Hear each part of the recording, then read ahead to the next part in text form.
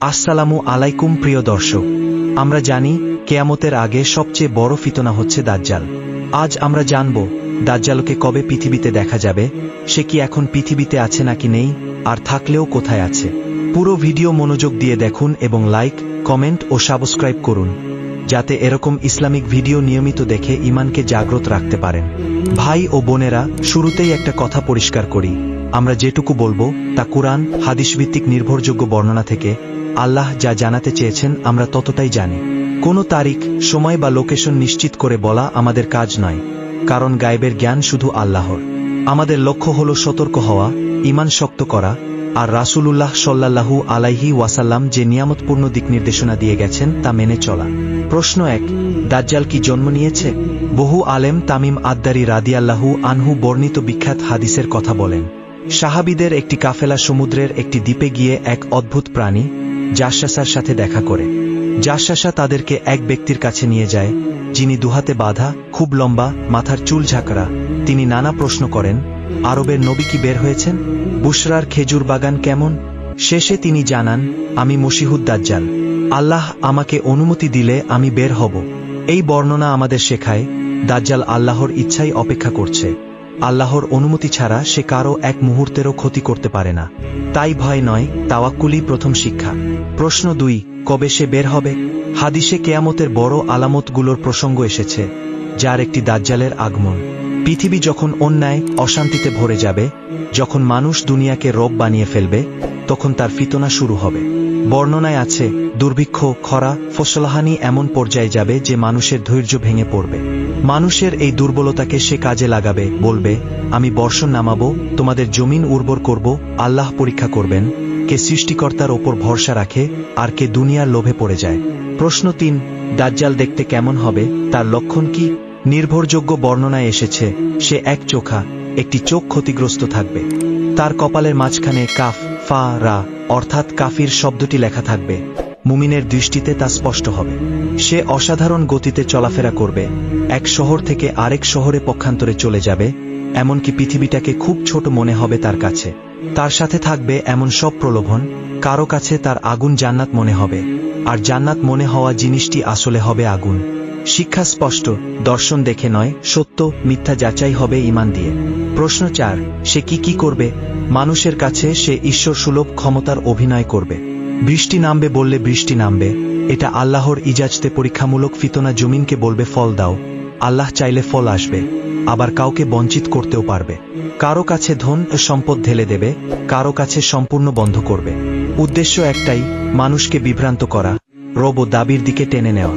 কিন্তু মনে রাখবেন, আল্লাহর বান্দা কখনো দেখানো শক্তির পেছনে ছুটে না, সে তাকিয়ে থাকে কার কাছ থেকে শক্তি আসে, সেই আল্লাহর দিকে। প্রশ্ন 5, সে কোথায় ঢুকতে পারবে না? বর্ণনায় এসেছে, মক্কা ও মদিনায় সে প্রবেশ করতে পারবে না, ফেরেশতারা পাহারা দেবেন। এই দুই পবিত্র শহর তার ফিতনা থেকে নিরাপদ থাকবে। যারা সেখানে থাকবে তারা অন্তত এই বিশেষ আক্রমণ থেকে সুরক্ষিত থাকবে, তবুও ব্যক্তিগত ঈমানের পরীক্ষা তো থাকবেই। প্রশ্ন 6, কে তার অনুসারী হবে? হাদিসে উল্লেখ আছে, কিছু নির্দিষ্ট সম্প্রদায়ের মানুষ, বিশেষ করে ইহুদি ধর্মাবলম্বীদের অনেকেই, যেমন ইস্পাহানের দিক থেকে একদল, তাকে অনুসরণ করবে। নারীরা সংখ্যায় বেশি ফিতনায় পড়বে, এমন সতর্কতা এসেছে। সরল, অজ্ঞ মানুষ অলৌকিক প্রদর্শনে মুগ্ধ হয়ে তার দিকে ঝুঁকবে, মুনাফিক প্রকৃতির মানুষ তার দলে যাবে। এখানে খুব গুরুত্বপূর্ণ বিষয়, এই বর্ণনাগুলো কোনো জাতি, ধর্মবিদ্বেষ শেখানোর জন্য নয়, এগুলো প্রামাণ্য ধর্মীয় সতর্কতা। ইসলাম সব মানুষের মর্যাদা রক্ষা শেখায়। আমরা কারো উপর ঘৃণা চাপাই না, বরং নিজেকে রক্ষা করি, পরিবারকে রক্ষা করি, সত্যকে আঁকড়ে ধরি। প্রশ্ন 7, আমরা কিভাবে বাঁচব? রাসূলুল্লাহ সাল্লাল্লাহু আলাইহি ওয়াসাল্লাম আমাদের করণীয় বিস্তারিত শিখিয়ে দিয়েছেন। প্রথমত, ঈমান মজবুত করুন। 5 ওয়াক্ত নামাজ, হালাল হারাম বোধ, সত্যবাদিতা, এগুলো ঈমানের বর্ম। দ্বিতীয়ত, সূরা কাহফের প্রথম 10 আয়াত, কিছু বর্ণনায় শেষ 10 আয়াত মুখস্থ করুন এবং পড়ুন, এতে দাজ্জালের ফিতনা থেকে হেফাজতের কথা এসেছে। তৃতীয়ত, দোয়া শিখুন। আল্লাহুম্মা ইন্নী আউযুবিকা মিন ফিতনাতিল মাসিহিদ দাজ্জাল, হে আল্লাহ, মাসিহ দাজ্জালের ফিতনা থেকে আমি তোমার আশ্রয় চাই। চতুর্থত, ফিতনার জায়গা এড়িয়ে চলা, দাজ্জালের সম্মুখীন হওয়ার চেষ্টা নয়, বরং নিরাপদ থাকা। পঞ্চমত, সতীর্থ এ পরিবারকে আগেভাগে শিক্ষিত করা, বিশেষ করে নারী, শিশু, বৃদ্ধ, যারা আবেগপ্রবণ তাদের ঈমানী শক্তি বাড়াতে সহায়তা করা। প্রশ্ন 8, দাজ্জালকে কে পরাভূত করবে?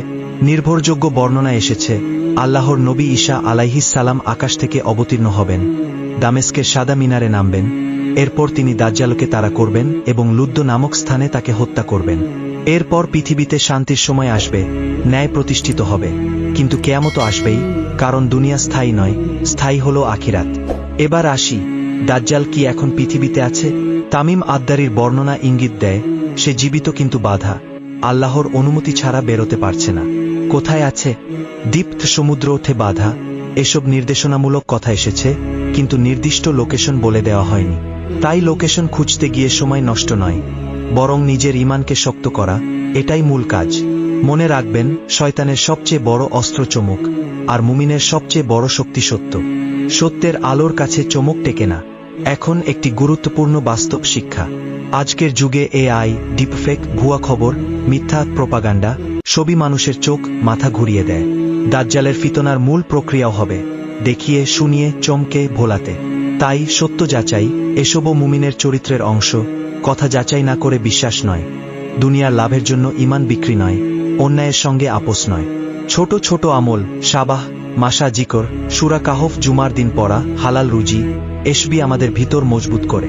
এখন যদি জিজ্ঞেস করেন সে কাকে সবার আগে নিজের দলে ডাকবে, উদ্দেশ্যমূলকভাবে সে সেই মানুষদের দিকে যাবে যাদের মধ্যে দুনিয়া প্রীতি বেশি, জ্ঞান কম, কিংবা যারা আগে থেকেই সত্যকে অপছন্দ করে, কারণ তাদের মন ভাঙা সহজ।